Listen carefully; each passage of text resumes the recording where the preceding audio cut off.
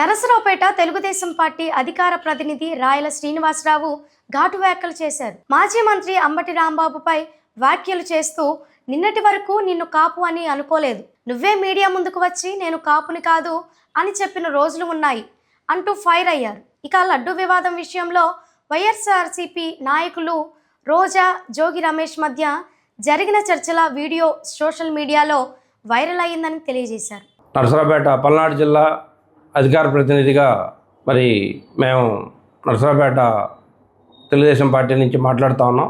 తిరుమల లడ్డు విషయంలో జరుగుతున్నటువంటి చూస్తే సిట్టు రిపోర్ట్ ఇచ్చింది అని చెప్పి వైఎస్ఆర్సీపీ వాళ్ళు మాట్లాడుతూ ఉన్నారు. సిట్ రిపోర్టు ఏమీ ఇవ్వలేదు, ఇస్తే అది పబ్లిక్కి తెలియపరచాలి.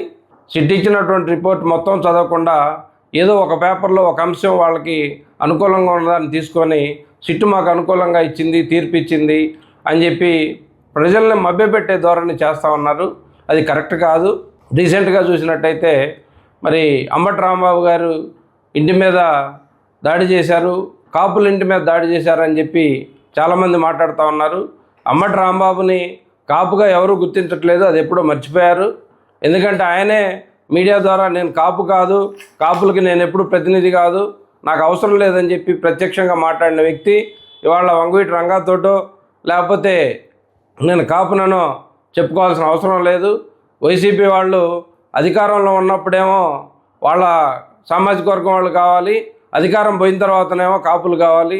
అదేవిధంగా నిన్న అంబటి రాంబాబు గారి తర్వాత జోగి రమేష్ దగ్గర మాట్లాడడానికి వచ్చినప్పుడు రోజా గారు, మాజీ మంత్రి గారు మాట్లాడుతూ ఏం మాట్లాడారు అందరు సోషల్ మీడియాలో చూసే ఉండొచ్చు. దరిదాపుగా తిరుమల లడ్డు విషయంలో మనం పొరపాటు చేశాం, అది మనందరికీ తెలుసు.